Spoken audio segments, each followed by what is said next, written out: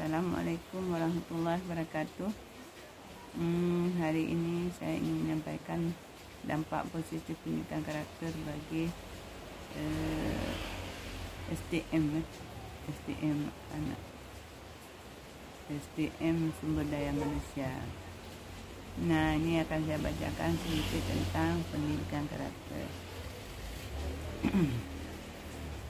Pendidikan karakter bukan saja dapat membuat seorang anak mempunyai akhlak yang mulia, tetapi juga dapat meningkatkan keberhasilan akademiknya. Jadi, beberapa hasil penelitian menunjukkan bahwa ada kaitan erat antara keberhasilan pendidikan karakter dengan keberhasilan akademik. Ini menurut Ibu Megawangi. Serta perilaku prososial anak, sehingga dapat membuat suasana sekolah dapat begitu menyenangkan dan kondusif untuk proses belajar mengajar yang efektif. Jadi dengan ada pendidikan karakter anak-anak dan guru sangat kondusif dalam melaksanakan proses belajar mengajar. Selain itu, anak-anak yang berkarakter baik adalah mereka yang mempunyai kematangan emosi dan spiritual yang tinggi, sehingga dapat mengelola stresnya dengan lebih baik, yang akhirnya dapat meningkatkan kesehatan fisiknya. Jadi anak-anak yang kematangan emosinya, mereka dapat mengelola stresnya sendiri. Oh, dia kalau ada masalah, biasanya kalau ada masalah anak-anak itu kan lebih rentan kalau sekarang itu pengaruh teman, narkoba, minuman keras. Kalau anak laki, kalau anak perempuan akan menangis dan duduk. Jadi kita orang tua harus memahami itu apa yang terjadi kepada anak kita kalau dia masih kecil masih remaja atau kalau anak usia dini ini. Orang tua jangan terlalu menekan apapun yang dilakukan, kita pertimbangkan dulu apa yang dia mau, dan kita harus selalu berkomunikasi yang efektif, komunikasi yang baik. Bahkan ada banyak pendapat dari para pakar pendidikan yang mengatakan bahwa terlalu menekan pendidikan akademik kognitif otak kiri dan mengecil pentingnya pendidikan karakter, kecerdasan emosi. Kecerdasan emosi itu fungsi otak kanannya adalah penyebab utama gagal membangun manusia yang berkualitas. Jadi anak yang dipaksakan dengan kecerdasan kognitif, ini anak-anak les matematika, les bahasa Inggris, les semua itu yang beban berat di usia yang masih kecil, yang belum pantas, jangan dulu ditunda. Jadi apalagi nanti yang memberikan tesnya tidak sesuai dengan yang diharapkan. Hal yang dibuktikan dari beberapa studi yang menunjukkan bahwa keberhasilan manusia dalam dunia kerja 80% ditentukan oleh kualitas karakter, dan hanya 20% ditentukan oleh akademiknya. Jadi kalau anak yang berkarakter, yang dididik dengan penuh kasih sayang, itu lebih berhasil dia di dalam akademik, di dalam dunia kerja, keberhasilan dia. Tapi anak yang ditekan itu lebih tidak maksimal, hanya 20%. Hal ini adalah hal yang tidak berlebihan untuk menempatkan pendidikan karakter sebagai fondasi penggunaan SDM seutuhnya, di mana karakter adalah input yang penting bagi dalam penggunaan SDM. Berarti jika kita ingin sumber daya manusia SDM anak itu lebih baik, maka itu lakukanlah sesuatu yang membuat anak itu menyenangkan. Jadi kita mementingkan kecerdasan otak kanannya. Misalnya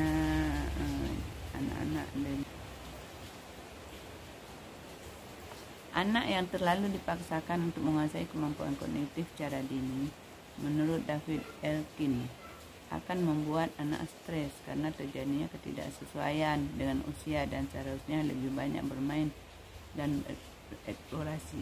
Jadi anak-anak bermain, kadang-kadang orang tua melarang, jangan main itu, jangan main ini, asik main aja, asik lihat ini, lihat.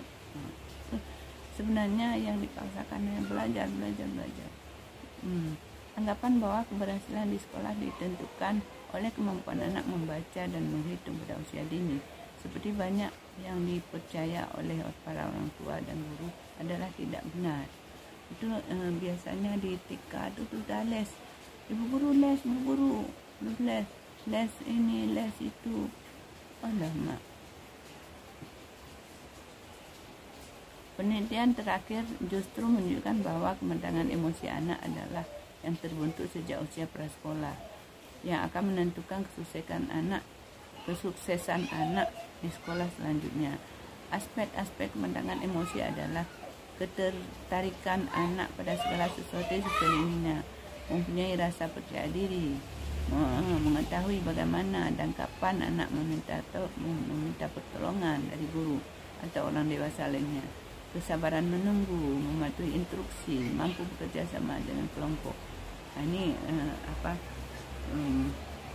teori Goleman tahun 1995. Jadi anak-anak ini kita harus mendidik mereka bisa sabar menunggu, anti mencuci tangan, anak-anak PAUD tuh, anti ketika keluar bermain, anti ketika masuk kelas, anti ketika menggunakan ayunan, anti ketika kesabaran menunggu, mematuhi instruksi. Jadi ketika sekarang bersabar dulu anak-anak, sebentar lagi kita akan melakukan ini.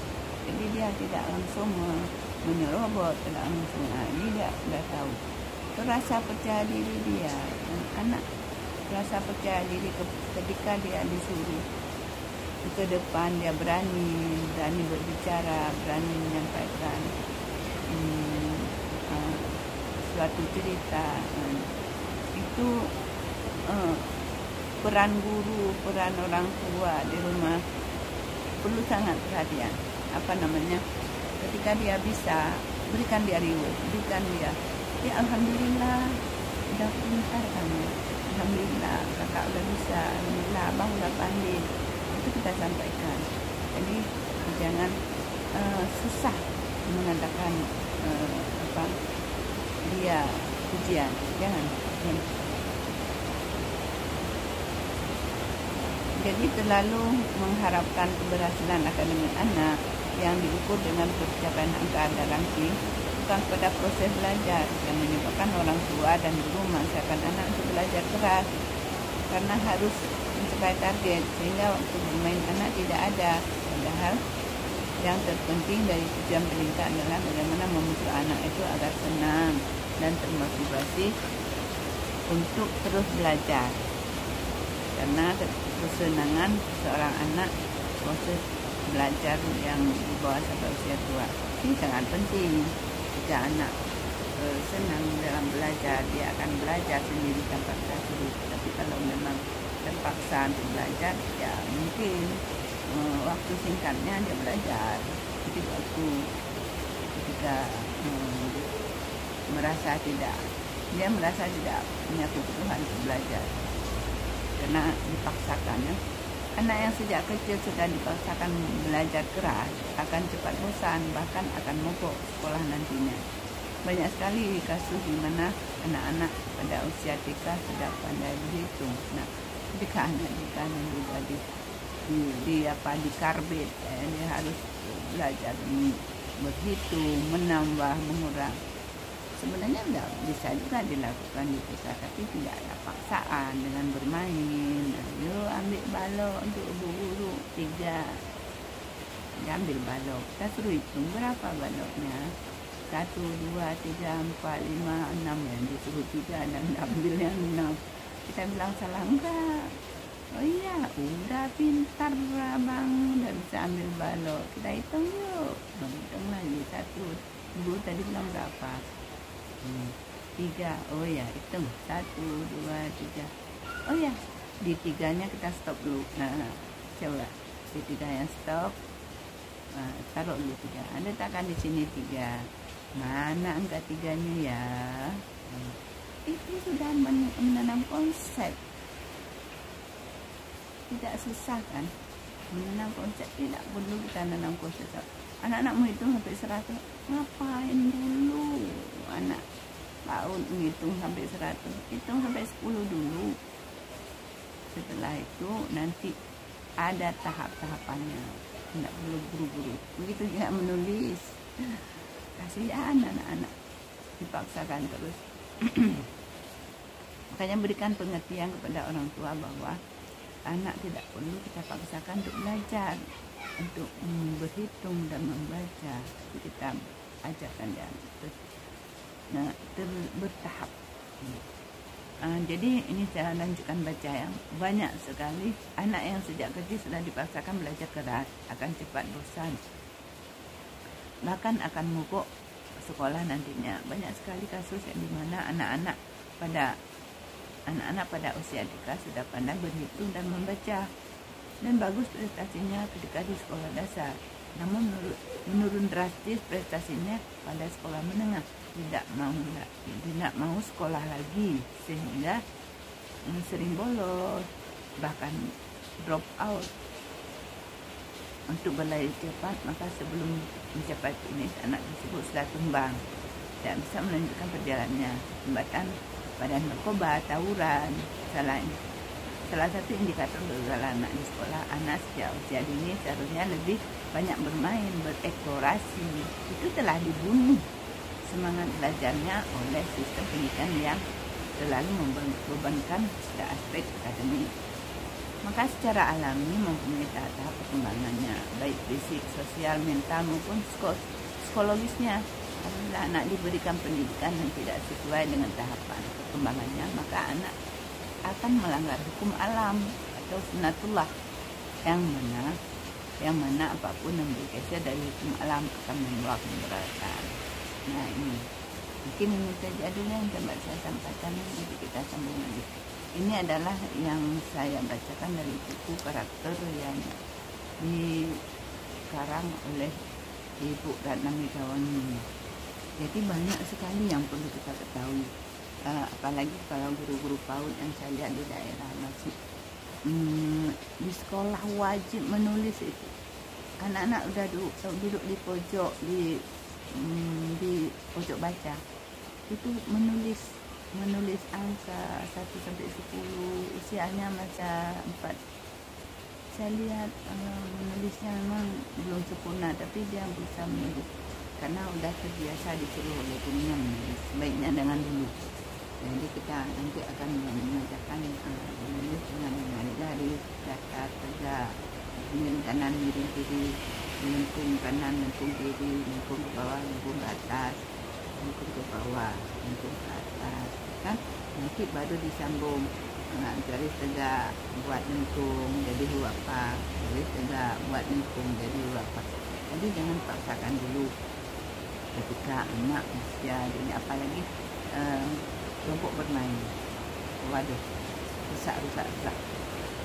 Ini perlu dinas pendidikan, pengawas sekolah itu perlu turun ke lapangan, lihat, memantau, mengingat. Jangan dibiarkan sekolah itu membunuh minat belajar anak, memaksakan, mentargetkan ya istilahnya, mentargetkan minat belajar. Dia belum waktunya dia harus belajar, belum. Dia disesuaikan dengan ini. Ini saja yang dapat saya sampaikan. Kita kurang, mohon maaf. Saya akhirnya Assalamualaikum warahmatullahi wabarakatuh.